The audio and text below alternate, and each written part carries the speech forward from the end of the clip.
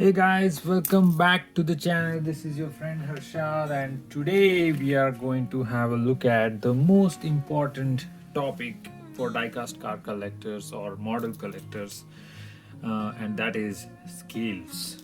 So, this video is completely focused on this topic. I'm going to cover all aspects related to scales, and I hope you really get a lot of information out of this video.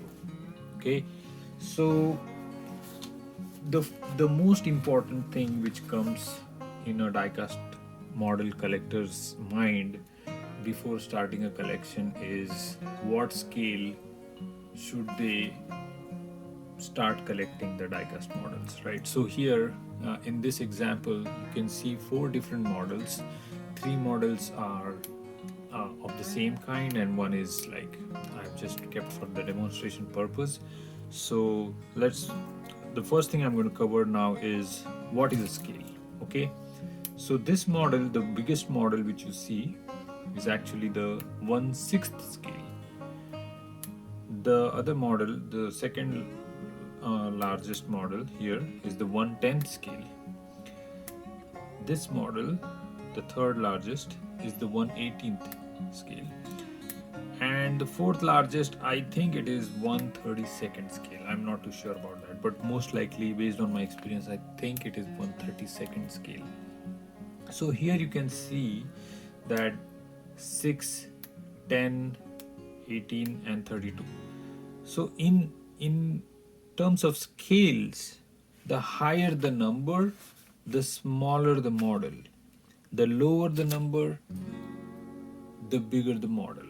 Okay, so essentially what is a scale? Scale is the proportion of that particular model to the actual model. So if the actual model is 1:1, which is 10 feet long, and if we are talking about scale, so if the scale is 1/12th, then it is 12 times smaller than the actual model. Okay, I hope it makes sense to you in your head.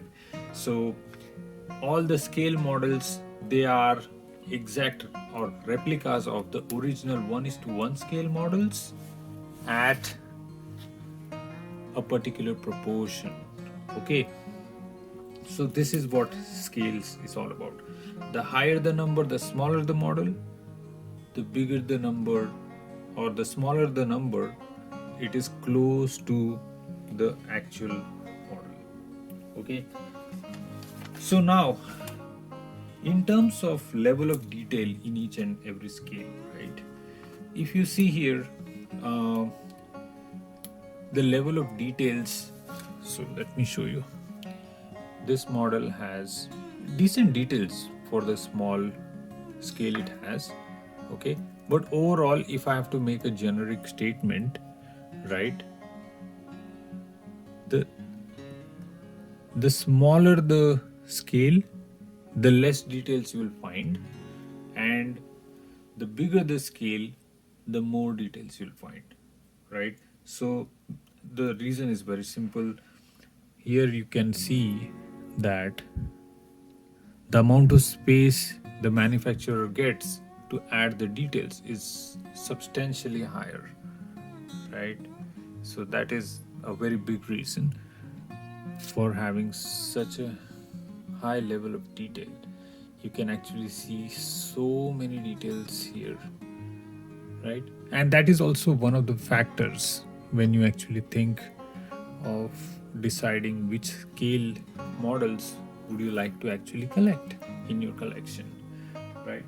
So the level of details, if I have to make a generic statement, the bigger the model, the bigger the scale, the more details you'll get. So for example, in this model,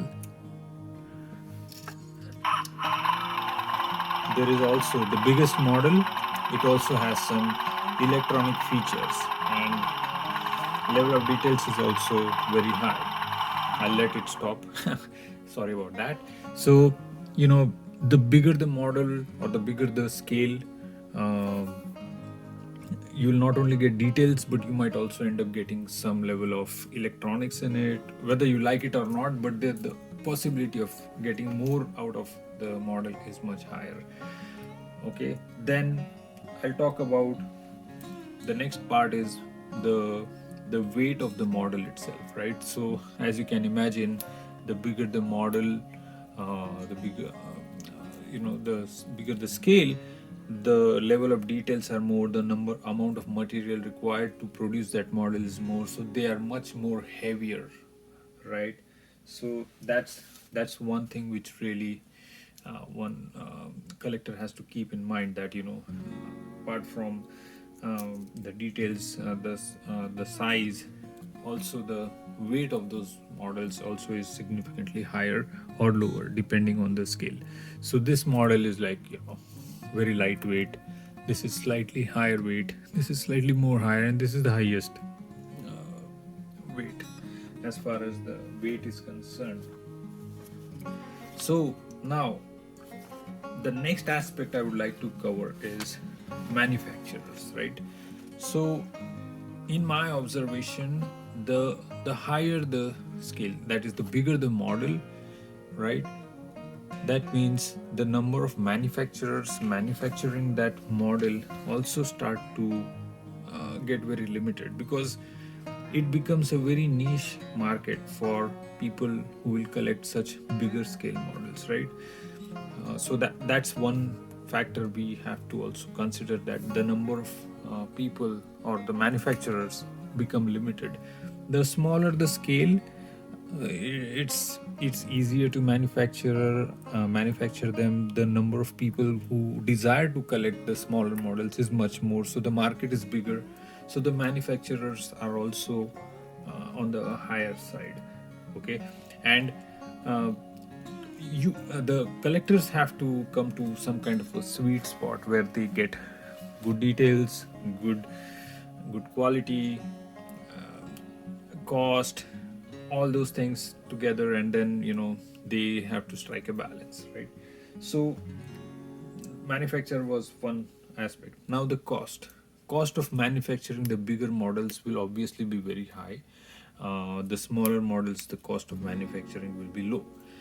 But for the price of the model depends on not just the manufacturing cost but also the licensing cost, right? So if the licensing cost is high, and the manufacturer is manufacturing a die-cast model of something very very special, like a McLaren or something like that, maybe the licensing cost might be slightly higher to allow the company to manufacture that. So that part also gets added in the cost.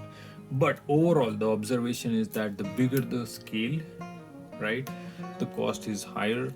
The smaller the scale, the cost is more manageable and limited, right? So that way, smaller scale, cost is low, higher scale, cost is high. So overall, now I would like to focus on, if I have to if the die-cast collector is a new collector and they are hung up on which scale to start collecting. A lot of collectors, most of the major collectors try to collect models of a particular scale only. They don't want to collect different scales. So in my example, I collected these three models just for this video. I mean, it took me many months to find these three models all together in the same models and different scales. This is just a one-off. I didn't want to actually keep it, but just to give you a perspective, I kept that model as well. So now, what factors, which scale is good for you? Basically, I'm trying to say. So obviously, it's a subjective thing. Nobody can tell you what scale you should collect. That is something you have to decide on your own. But the factors you have to consider is the size, the weight, the quality, the amount of details you get, and the price of the models. And also the last thing is how many options you get to buy the same model, right? So I'm typically a 118 scale car model collector. So for 118 scale, this is the most popular scale because it's a sweet spot between very big and very small, right? So the number of manufacturers are more, the demand is more, so it's a very sweet spot. For me, 118 is a very sweet spot. But a lot of collectors collect 164 scale miniature diecast cars, and they are very happy with it. So it's a very subjective matter. But the things I would like to summarize is, if you are very fond of very high details in your diecast collection, then obviously the higher scale you go, better. If you have ample space, then obviously you can go for higher scales. And obviously if you can afford the bigger scale models, because the cost of manufacturing goes exponentially high when the scale is big, and the cost of manufacturing is low when the scale is small. So the cost is also one factor, and the number of options you get. So if you go higher in the scale, the number of manufacturers are very limited, so your choices are also limited.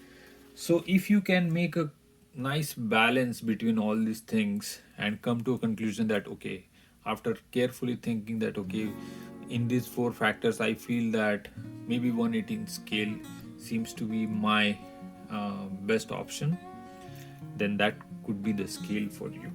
And most of the times, once a person decides a particular scale, they try to stick to that scale for as much as they can. But there are always exceptions. Sometimes you discover certain models which are not in your desired scale, but you like it so much that you have to have it, and people end up having it. So there's no rule or anything as such as far as the collecting is concerned. But yeah, it is how collectors try to prefer. They try to stick to particular scale most of the times as much as they can. So this was my attempt to talk about scales. I hope this information will help you understand scales in diecast models a little bit better. Hopefully this is a good learning for you. If I missed some points, please do remind me in the comment section. I'm not a very seasoned collector, but I collect a lot of diecast models, and I feel I have presented a lot of valuable information. Please like, subscribe my channel, and see you in the next video. Thank you very much for sticking around. Thank you.